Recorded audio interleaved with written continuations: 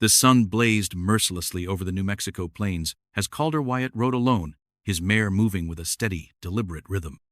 Dust rose with every step, curling around the hooves like smoke from a dying fire. He'd been tracking a stray heifer since dawn, its tracks faint now on the cracked earth. Out here, silence was sacred, broken only by the soft creak of worn leather, the distant cry of a hawk, or the whispering wind tugging at the brush. Calder preferred it that way, quiet, predictable, uncomplicated. But something shifted. A sound, barely audible, stirred the stillness. Not the wind, not an animal.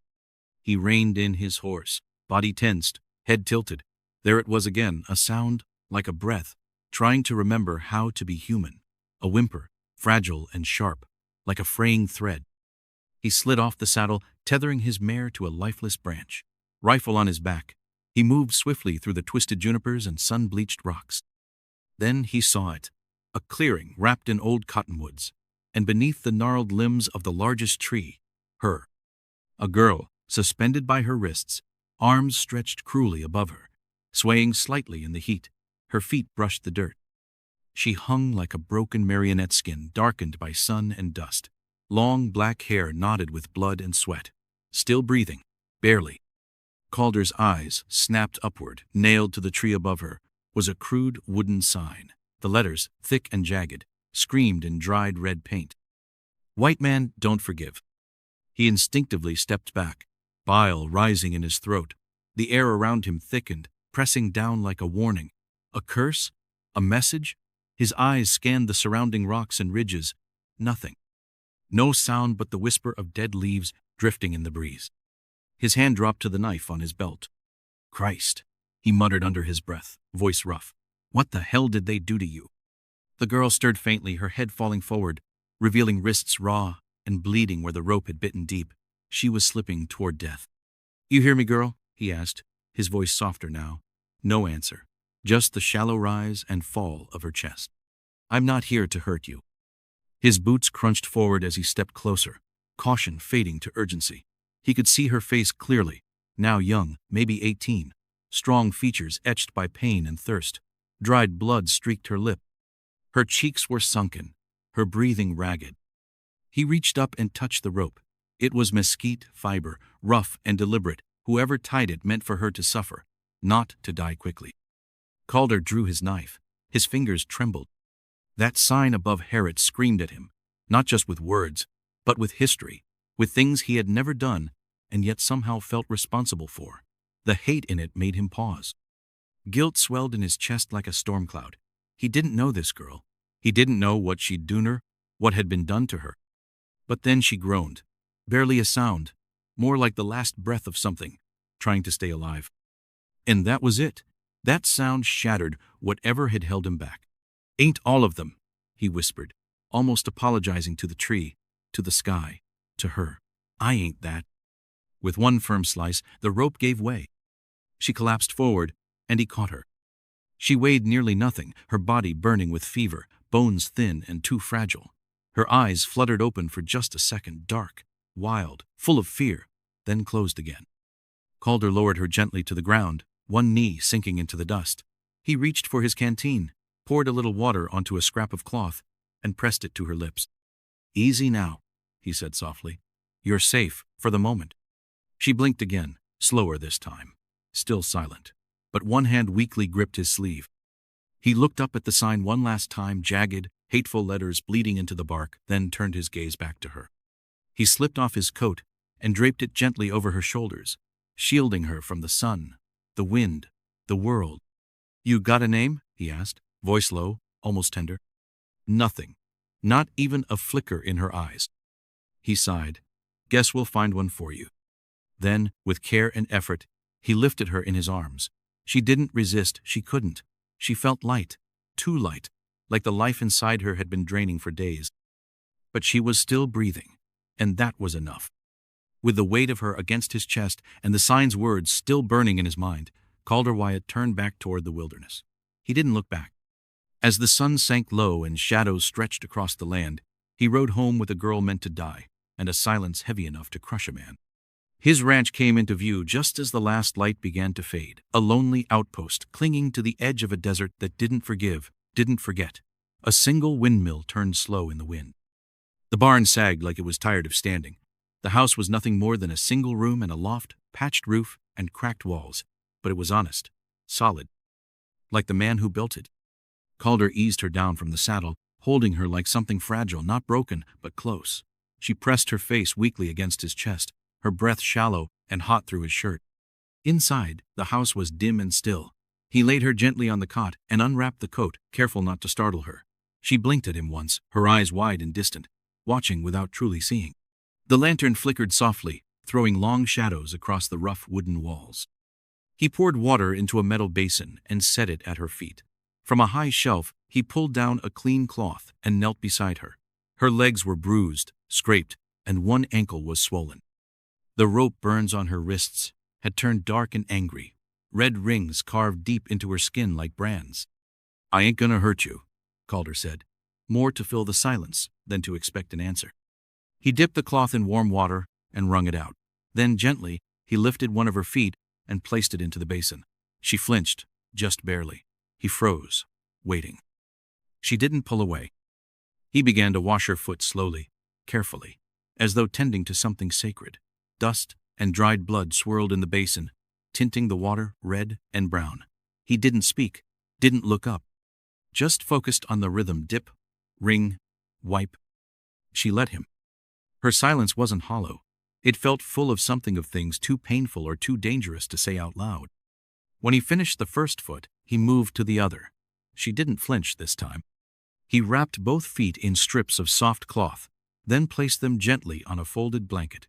His hands lingered for a moment longer than necessary, as if grounding himself.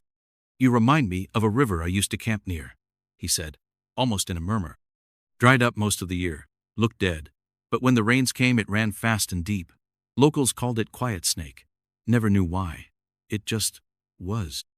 He looked at her in the lantern light, sharp cheekbones like desert ridges, full lips cracked from thirst, lashes heavy with dust.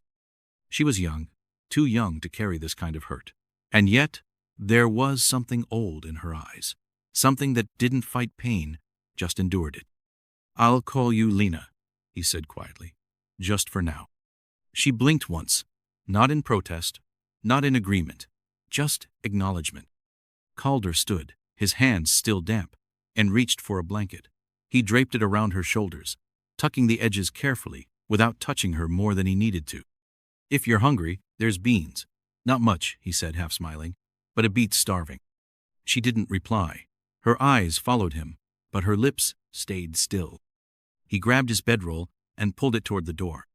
He wouldn't sleep inside tonight. It didn't feel right to leave her under watchful eyes, not after what had been done to her, not by a man carrying his own ghosts.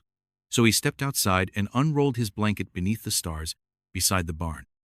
The desert wind brushed against him as he lay back, rifle within reach. Before sleep found him, he looked back once at the little house. Through the window, he could see her silhouette barely moving, but breathing. Inside, she shifted slightly on the cot, her eyes closed. Her lips no longer trembled. Beside her, the basin of red water sat still in the dust. Calder rose briefly to pick it up and walked out beyond the house, emptying it into the dry soil. The water sank quickly into the earth, vanishing like blood into sand. Inside, Lenatho, she hadn't yet claimed that name, dreamed. Of fire, of horses, of ropes that climbed into the sky, and of hands rough but kind washing pain away without asking for anything in return. The days that followed moved with the slow rhythm of desert life, measured, quiet, unhurried. But the silence inside Calder's cabin had changed. It wasn't empty anymore. It was heavier, charged with something unspoken. Lena, the name he still used, ate the food he brought her, though only small portions. She moved sparingly, her posture always guarded, like an animal unsure if the cage had truly been opened. She didn't speak, but she watched him. When she thought he wouldn't notice, her eyes followed him around the room, studying his movements, the way he handled tools, how he poured water, how he stepped outside without slamming the door. At night, Calder continued to sleep in the barn, his rifle close, though he told himself it was for her comfort. The truth was more complicated.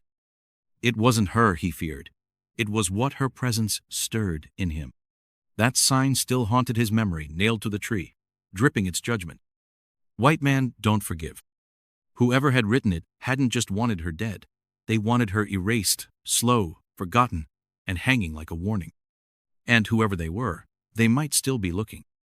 It was 3 mornings later, when Calder saw the first sign.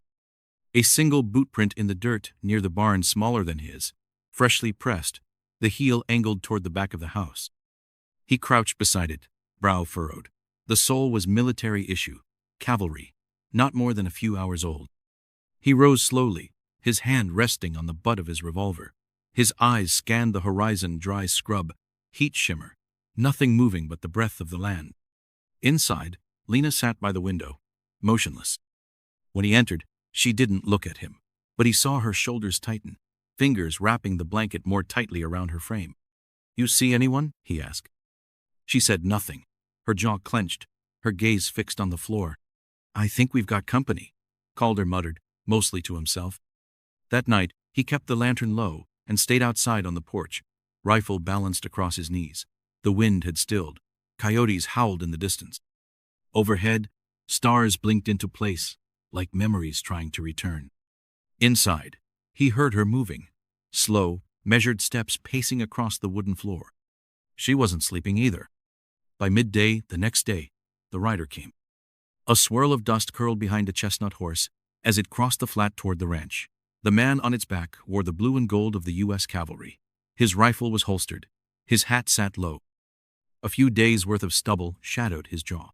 Calder stepped off the porch, casual but ready, one hand near his belt. The soldier pulled his horse to a halt and looked down at him. "You Calder Wyatt?" "Depends who's asking." "Lieutenant Graham, Dust Hollow Station. We're tracking a fugitive."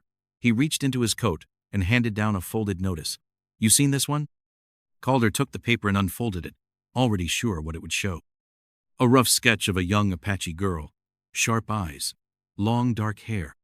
The caption read, "Wanted murder, escape, dangerous, to reward, 50. He looked back up at the soldier. "Can't say I have." "You sure?" Graham leaned slightly forward. Small, quiet, might be injured, might be hiding. Someone helped her. We think they passed near Cottonwood Flats. Calder held the paper a moment longer, then folded it neatly and handed it back. "Ain't seen no one but jackrabbits and a stubborn cow." Lieutenant Graham narrowed his eyes. "She's not just a runaway, Mr. Wyatt. She's part of a dangerous group. Savages. That sign they left, they meant it." Calder's jaw tightened. "If I see anything," he said evenly, "I'll send word." The soldier studied him for a beat longer, then gave a curt nod and turned his horse. "See you do." Calder watched the rider disappear into the distance until the dust swallowed him whole. Inside the house, Lena stood just behind the curtain. She had heard everything. She stared at Calder, unmoving, eyes sharp, guarded, confused. He stepped in and set his hat gently on the table. "They came looking," he said. "Showed me the paper. Said you were wanted." She didn't speak, but she didn't look away, either. "I told them no," he added. Her expression shifted slightly, suspicion, disbelief, something softer flickering underneath. "I don't know what you did, Lena. Maybe someday you'll tell me. Maybe not. But out here, a man makes choices." He turned to the stove and stirred the beans he had made hours earlier, anything to give his hands something to do. Behind him, she shifted. Just a small movement, a breath. But it widened the silence between them just enough for something else to enter, the slow cracking of trust. The afternoon sun hung low, casting long shadows across the yard. The desert air was still, too still, like the land was waiting for something, holding its breath. Calder sat on the porch, sharpening his knife with slow, deliberate strokes. The rasp of steel against stone echoed softly in the emptiness. He wasn't focused on the blade. It was the motion that steadied him, repetition, as defense against the rising thoughts in his head. But then he paused. A faint sound, footsteps on gravel. Too light for a man, too steady for an animal. He looked up. Lena was outside. It was the first time she had crossed the threshold on her own since he brought her here. She moved slowly, carefully, bare feet, brushing the dirt like she wasn't sure it would still hold her. His coat hung loosely on her shoulders, sleeves rolled twice. It looked too big, too heavy, but she wore it like armor. Calder didn't move. He didn't want to break the moment. She crossed the yard toward the barn, toward a patch of bare ground swept clean by wind. There, she knelt. She let the coat slip to her elbows and picked up a stick from the ground. Her movements were slow, deliberate, like part of a ceremony only she remembered. With the stick, she began to draw in the dirt. Sharp lines, bold curves, focused hands. Calder stood a few feet behind her, watching silently. She wasn't escaping. She was reclaiming something. He walked over quietly, boots soft against the dust, and crouched beside her. He didn't speak right away, just looked. In the dirt, she had drawn a bird. Its wings stretched wide, mid-flight, but flames surrounded it like a crown. It looked alive and in pain, soaring through fire or trying to outrun it. Calder had seen symbols before, in war, on guns, branded into skin. But this felt older. A prayer, a warning, a memory. He kept his voice low, respectful. "What is it?" Lena didn't look at him. Her eyes stayed on the drawing, her face still. Then she spoke, her voice dry and cracked, like riverbeds in August. "Bird in fire," she said. "My people's sign." She tapped the center of the bird with a stick. "It belonged to my father, our family mark. We painted it on tents, carved it on boughs. Always flying, always fire." Calder stayed beside her, listening. The wind barely stirred around them. She continued, her voice strained, each word heavier than the last.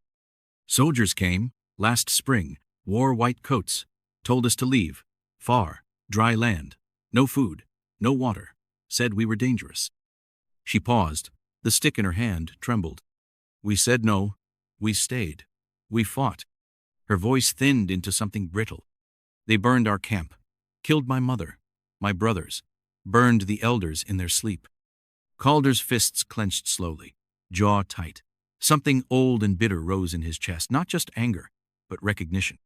"I ran, hid," she said, "but they found me, beat me, I didn't." Her hands fell limp in her lap, her shoulders shook. First in silence. Then came the sobs, raw and jagged. She curled in on herself, arms wrapped tight around her knees. The pain was too big to stay inside, and it came pouring out. Calder didn't reach for her. He didn't speak. He just stayed beside her, unmoving, still. No empty words, no platitudes, just presence.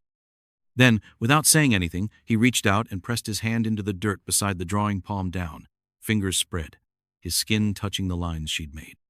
Not a gesture of comfort, a gesture of witness. She felt it. Gradually, her breathing slowed. The sobs faded to tremors, the tremors to stillness. When she finally lifted her head, her face was streaked with dirt and tears. Her eyes met his open, unguarded. "You can call me Lena," she whispered. He gave a slow nod, his voice rough like gravel and wind. "All right, Lena, it is." They sat there for a long time, side by side, as the last light of day slipped behind the ridgeline. The firebird in the dirt faded with the shadows, but its ashes remained, like memory, like truth, like something that refused to vanish just because the sun went down. That night, the wind returned, whispering through the rafters, curling along the walls like a ghost remembering its name. Inside the cabin, Calder sat near the fire, boots off, sleeves rolled to the elbow, stirring a small kettle of beans. The light danced softly on the old wood, casting flickering shapes that moved like restless spirits. Lena stood by the window, her arms folded, wrapped tight in his old coat. She stared into the darkness beyond the glass where the desert stretched wide and unknowable. But the silence between them, it no longer felt like distance. It felt like breath shared between two people who had survived something together. Then she turned, suddenly. "You want to know the truth?" she asked. Calder looked up. Spoon paused mid-stir. He didn't answer, just nodded, slowly, waiting. Lena crossed the room and sat at the table across from him. Her voice came low, but steady. "My father was a minor chief," she began. "Our band was small, peaceful. We traded with settlers, learned their god, followed their rules." Calder listened, unblinking. "And still," she said, "they came. It was winter," she said. "A white woman was found dead near our hunting grounds, throat cut. Her husband claimed we did it." She shook her head slowly. "But it wasn't us. Everyone knew it. The settlers, Even the priest who baptized my mother. He killed her himself. But blaming us was easier. Her hands tightened on the edge of the table. Justice came with rifles. Soldiers. Ranchers. Town men. They called it retribution. Her voice cracked slightly. They burned our homes. Shot my brothers in their sleep. My mother died clutching the rosary the priest gave her. She looked at Calder now, her eyes burning, unblinking. They hung my father from our council pole, left his body swinging in the wind like a warning. Calder's gaze dropped. His jaw clenched. They found me hiding in a hollow tree. I had a knife. They said it meant I wanted revenge, said I was dangerous. Her voice hardened. They tied me up, questioned me, beat me, then strung me from that tree you found me on, like bait. There was a pause so heavy it felt like the air refused to move. For who? Calder asked, his voice a dry scrape. For anyone left alive and angry, she answered. She stared at him, voice quieter now, measured. Why did you cut me down? Calder didn't answer right away. The fire cracked between them. He looked at her, really looked, and when he spoke, his voice was stripped bare. Because once, he began, then stopped. Her brow furrowed. He exhaled slowly. Last spring, raiders hit my ranch. Apache, they said. Maybe it was, maybe not. I was out hunting, came back to smoke. Ash. His throat tightened. My sister was 16. I heard her crying from the barn, but I was scared. I didn't go in. I waited for help. He looked down at his hands. She died before anyone came. The silence that followed wasn't empty. It was full of all the things that had been lost and all the things that never should have been. You saved me, Lena whispered, because you couldn't save her. He nodded once. She studied him for a long moment. If I had been white, she asked, would you still have pulled the knife? Calder stood slowly, walked around the table, and stopped in front of her. Lena tilted her head up, searching his face. Calder reached out and gently cupped her chin in his hand. His fingers were rough, weathered by time and work, but his touch was steady, careful. I don't love skin, he said quietly. I love what breathes underneath it. Her eyes welled, but no tears fell. Instead, she leaned into his palm, closing her eyes for a moment like she was grounding herself in the warmth of his touch. Then, slowly, instinctively, they leaned into each other. The kiss was soft, tentative at first. A meeting of silence and heat. A release after holding back for too long. Her hands trembled against his chest. His arms circled her back. The fire popped behind them, gentle and unhurried. Later, they stood in the tiny kitchen, the lantern flickering behind them, casting their shadows as one across the wooden wall. Neither of them spoke. They didn't have to. Their breath moved in rhythm, like they'd known this dance before. Like it had always lived in their bones. Outside, the desert wind quieted.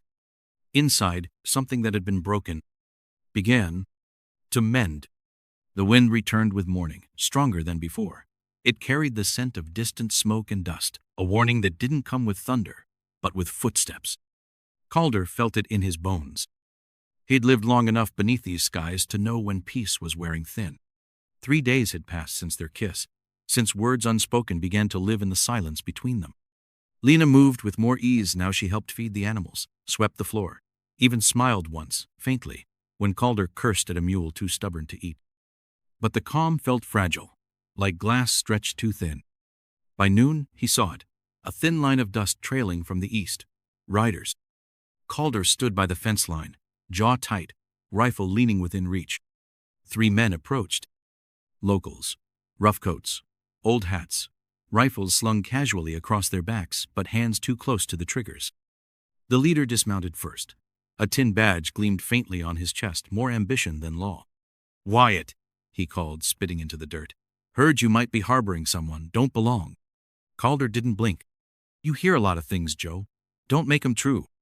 Joe Prescott stepped forward, the other 2 staying mounted, hands resting near their guns. The sun beat down on them all, dry and unwavering. A girl, Joe said flatly. Apache. There's a reward $50 in hard cash and the gratitude of every God-fearing man west of the Pecos. Calder raised an eyebrow.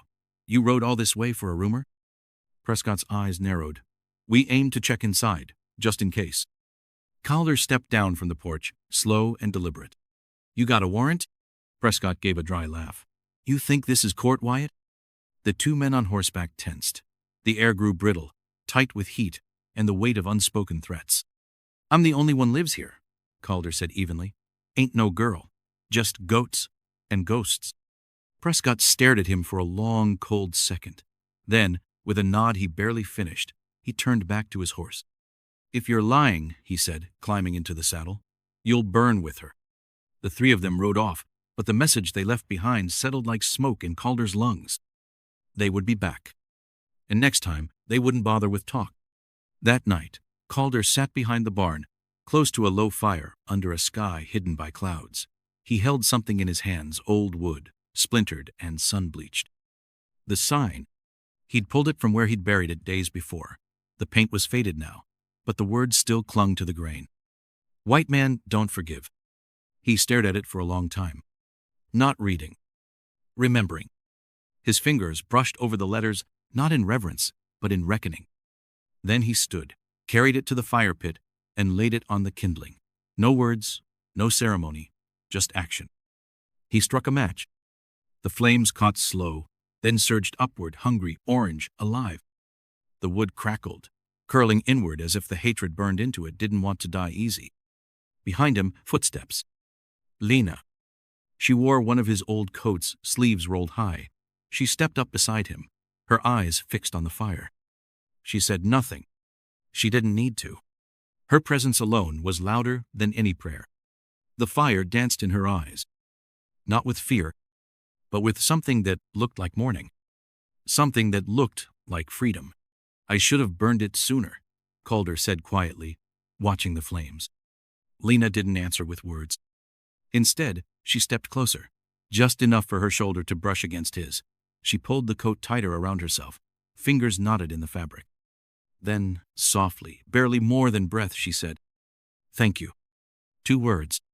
Simple. But they landed like something sacred. Calder looked down at her.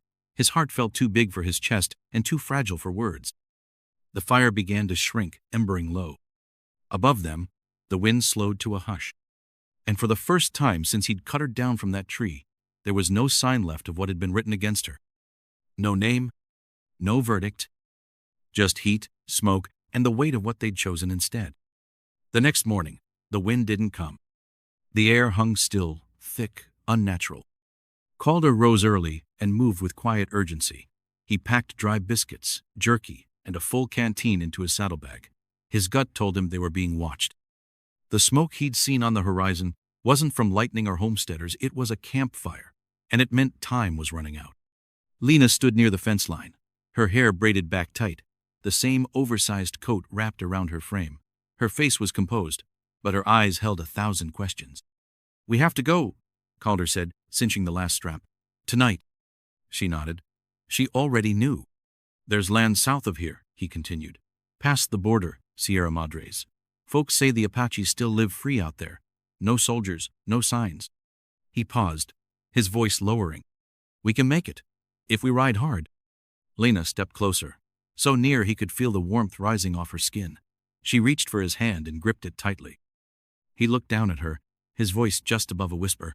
You'll come with me? She rested her forehead against his chest, breath warm through his shirt. Then she answered in Apache, slow and clear. I want to live. I want to live as your wife. Calder closed his eyes for a moment, letting the words settle deep. That single sentence, as simple, sacred, held more truth than a lifetime of promises. He pressed a kiss to the top of her head, breathing her in like she was the only thing anchoring him to the earth. By sundown, they were ready. 2 horses saddled, supplies strapped tight. The ranch left behind without note, without fire, without goodbye. Just a door left swinging in the wind, and a home turned to memory. They rode under cover of stars, moonlight painting the desert silver. Lena leaned forward in the saddle, her body steady, trained by necessity and survival. She didn't ask what waited ahead. She only followed. 10 miles from the border, the land opened wide scrub brush and stone cliffs sprawling like the spine of the world. Calder's eyes scanned every ridge, every shadow. His gut was tight. His hand never strayed far from his sidearm. Then came the shot. A sharp crack tore through the silence. Calder jolted in the saddle, then fell. "Calder!" Lena screamed, leaping from her horse. He lay twisted in the dirt, clutching his side. Blood already soaked through his shirt, spreading fast. "Keep going," he rasped. "No." Another shot split the night, striking the rocks behind them. From the ridgeline above, two riders appeared silhouettes against the stars, rifles raised. Calder groaned, trying to push himself up. "We have to move." Lena didn't hesitate. She ducked low, hooked her arm under his shoulders, and began to drag him toward the rocks. "I said go," he growled through gritted teeth. "I'm not leaving you," she snapped, breath hitching. Bullets cut the air. As they stumbled toward a narrow gap in the stone, a hidden pass Calder had once used to hide cattle from storms. His boots dragged behind him. Every breath came wet and sharp. His vision blurred, but he kept moving, step by brutal step, until they made it through the gap and into the shadows beyond. The gunfire faded. The riders wouldn't follow them into the rocks, not at night, not blind.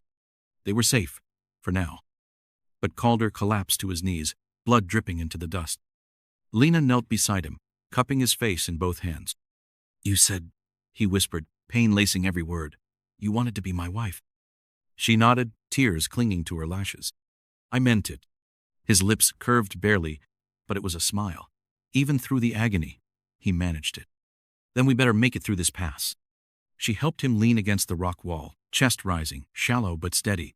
Blood still oozed, but the worst of the bleeding had slowed. And for the first time, Lena prayed not in Latin or English, not to the God that failed her family. She prayed in Apache, to the spirits of fire, of wind, of survival. Because love, out here, was never gentle. It was risk. And tonight, they were gambling everything. Farther down the pass, nestled beneath a canopy of brush, Lena pitched a small canvas tent she'd carried for emergencies. She boiled water, cleaned the wound, stitched his side with shaking hands. Calder didn't cry out once. But when she finished, he passed out. She watched him sleep, hand resting lightly on his chest, counting every breath like it might be his last. The tent rustled gently in the river breeze. Moonlight slipped through the seams like threads of silver. Outside, crickets sang low, and water whispered over stone. Inside, Calder lay propped on folded blankets. His breathing was slow, but steady now. The fever had passed. The worst was behind him. Lena sat at his side, a basin of cool water nearby, gently dabbing his forehead. Her movements were quiet, practiced like she'd been doing this for years. Calder's eyes opened halfway. He looked at her and smiled a lazy, pained kind of smile. "You always this bossy with your patients," he murmured. She raised one eyebrow. "Only the ones too stubborn to die." He chuckled, then winced, the stitches pulling tight. She hushed him gently, pressing a hand to his chest to still him. For a while, neither of them spoke. The silence was thick, but no longer tense. Then, Calder's voice returned, softer now, honest. "Tell me something true," he said. "What's your real name?" Lena looked down for a moment. Then she reached for his hand, guiding it to her chest, just over her heart. "Ayana," she said. "It means peaceful river. My father gave it to me." Calder closed his eyes briefly, as if letting the name settle into his bones. When he opened them again, there was something warmer behind the weariness. "Ayana," he repeated, tasting the word. "You're the only peace I've ever known." She didn't cry. She just held his hand tighter. Months passed. Far from where borders blurred into lawlessness, in a quiet bend along a southern river, a small lodge stood built from pine, hide, and hard-won freedom. No soldiers, no signs. Just wind, bird song, and the smell of sagebrush in bloom. Ayana moved through the home like breath itself, steady, grounding, alive. She sat beneath the awning, cross-legged, stitching a tiny white shirt with patient hands. Her belly had begun to round beneath her woven sash. Inside the lodge, herbs hung from the beams. A child's blanket waited to be finished on the shelf. Out in the field, Calder trained a young Mustang, moving slow, voice low. Now and then he looked back toward the house. Every time, he smiled. One evening, Ayana walked down to the river, taking the same worn path she'd followed for months. The current moved slow and sure, its voice soft against the stones. She stepped into the shallows, the cool water swirling around her ankles. With both hands, she cradled her belly and whispered to the life inside. "Your father," He didn't just save me. He loved, he forgave, and he kept his promise. Everyone. Behind her, footsteps. Calder joined her, silent as ever. He didn't speak, just reached for her hand. Their fingers laced together like they'd been made that way. Together, they watched the river flow under a twilight sky, stars waking overhead like old friends. No one expected two hunted souls to find something like this. But somehow, in a world of ash and scars, they had carved out a patch of quiet, where love grew from burned ground, where forgiveness took root, where peace, finally, truly, lived. Not the kind in history books, but the kind that stays with you long after the fire's out. And the river kept flowing. Gentle, endless, just like her name. Ayana,